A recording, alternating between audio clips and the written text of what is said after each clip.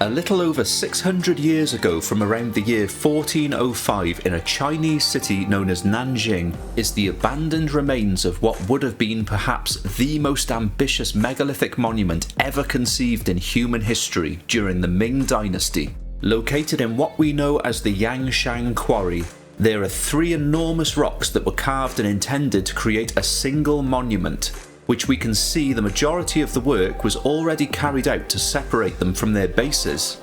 The Ming Dynasty was founded by the Yongle Emperor in 1368, who declared the city of Nanjing as the capital city of the empire, and the Yangshan Quarry was the main source of stone for many of the projects that changed the face of Nanjing.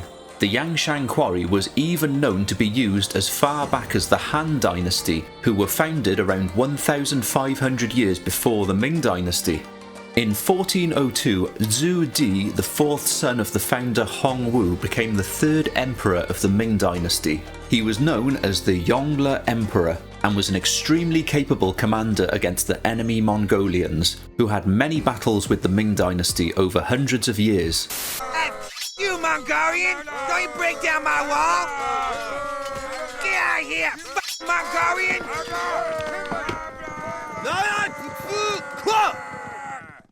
God damn it, how come every time us Chinese put up a wall, stupid Mongolians have to come and knock it down? In 1405, the Yongle Emperor ordered an enormous project to be carried out. He wanted a giant stele to be cut from the Yangshan Quarry to be erected in the Ming Shaolin mausoleum of his deceased father.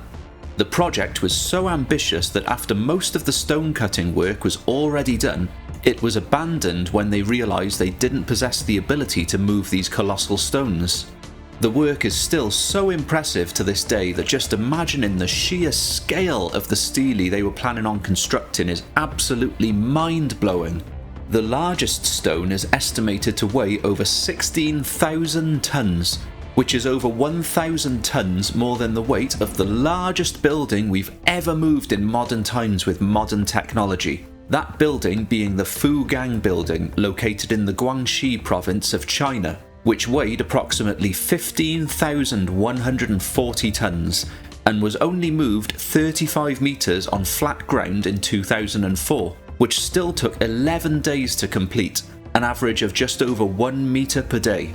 The Ming Dynasty were known for conducting large-scale public projects, most famously the construction of the Forbidden City in Beijing, where many large stones weighing upwards of 100 tons were transported. The largest stone of the Forbidden City originally weighed over 300 tons, and amazingly, in a research paper named Ice Lubrication for Moving Heavy Stones to the Forbidden City in 15th and 16th century China, authored by Jiang Li, Haosheng Chan, and Howard A. Stone, they translated a 500-year-old Chinese document and discovered the description of a large stone weighing around 123 tons was transported over 70 kilometers in 28 days to the Forbidden City, with a sliding sledge hauled by a team of men, and it is briefly mentioned in some books that the large stone carving was transported to the site in deep winter with sledges sliding on an artificial ice path, where they would need to dig frequent holes to extract groundwater in order to create the ice path.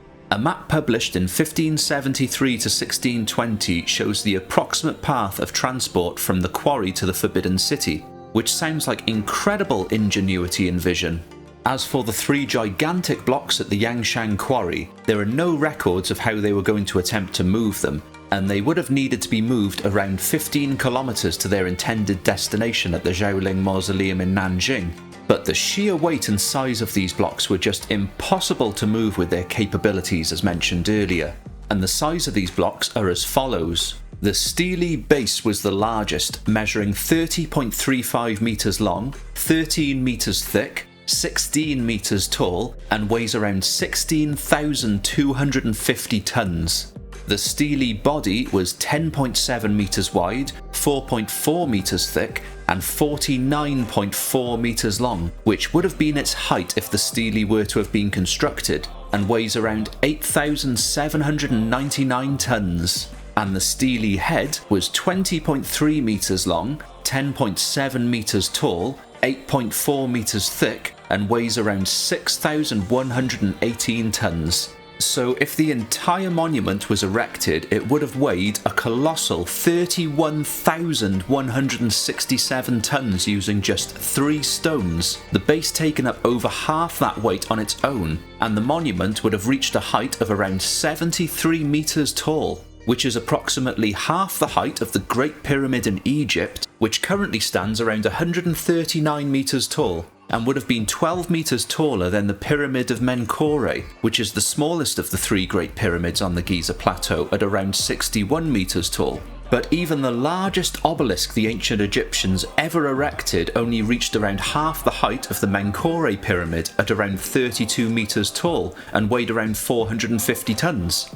Stele were installed in the Ming Shaolin Mausoleum as intended, but for example, the Shenggong Shengde Stele is only 8.78 meters tall, which is a 6.7 meter body and crown on top of a 2.8 meter tall tortoise pedestal with a dragon's head, which probably would have been the design they were thinking of for the impossibly colossal stele they were working on at the Yangshan Quarry. The crown and pedestal of a typical Ming Dynasty stele is often carved with dragon imagery, also known as a bishi. The bishi is a figure from Chinese mythology, one of the 9 sons of the Dragon King. He is depicted as a dragon with the shell of a turtle. Stone sculptures of bishi have been used in Chinese culture for centuries as a decorative plinth for commemorative steles and tablets, particularly in the funerary complexes of its later emperors and to commemorate important events. In China, metallurgy has been practiced for thousands of years. Cast iron farm tools and weapons were widespread in China by 500 BCE, and metalworking was refined a lot over many dynasties by nearly 2,000 years later at the time of the Ming Dynasty, so they had extremely refined tools and knew intimately how to work stone. Plenty of tooling marks are clear in the Yangshan Quarry, especially in the carved out areas that were removed as the intended sections to separate these enormous stones from their bases before the project was ultimately abandoned.